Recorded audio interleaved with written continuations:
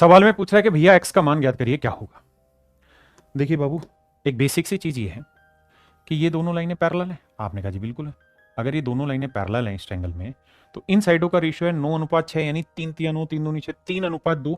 तो मेरे बच्चे इन साइडों का रेशियो भी 3:2 होगा। आपने कहा जी बिल्कुल ठीक है, इन साइडों का रेशियो 3:2 होगा।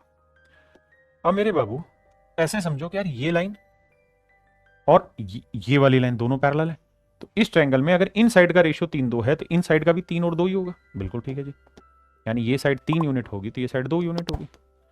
जबकि ये है कितनी, 9 और 6 15, तो 3 यूनिट 15 है मेरे बच्चों, तो 1 यूनिट 5, तो 2 यूनिट 10, तो ये लेंथ आ जाएगी मेरे प्यारे बच्चों 10, यानी ये लेंथ 10 हो गया। आपसे ये पूछा होगा कि भाई एक्स की वैल्यू क्या होगी, तो आंसर होगा मेरे बच्चे 10। पक्का। आइए देखिए बाबू, सवाल में कह रहा है एक्स का मान ज्ञात करिए। आइए, आपका इंतजार है। कैसे भाई, पहली बात तो ये बताओ कि ये साइड 1 है तो ये साइड 3 है। ये लाइन और ये लाइन मेरे बच्चे पैरेलल है। अगर ये दोनों लाइनें पैरेलल हैं और इन साइड का रेशियो 1:3 है, तो ये 1 होगी तो ये 3 होगी। आपने कहा जी बिल्कुल ठीक है। तो ये 4 है, तो मेरे प्यारे बच्चों ये यहाँ से यहाँ तक की लेंथ कितनी होगी, 12। बिल्कुल ठीक है।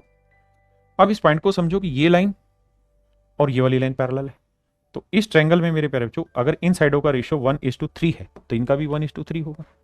बिल्कुल ठीक है। तो ये भी 1:3 में होगी। तो मेरे बच्चे 12 को 1:3 में बांटेंगे तो 1 और 3 4, 4 3 12, तो ये लेंथ होगी 3 3 9, तो एक्स की वैल्यू 9 होगी और ये 3 होगी। एक्स की वैल्यू पूछी थी, तो मेरे प्यारे बच्चों मेरा आंसर होगा 9। कितना होगा भैया, 9।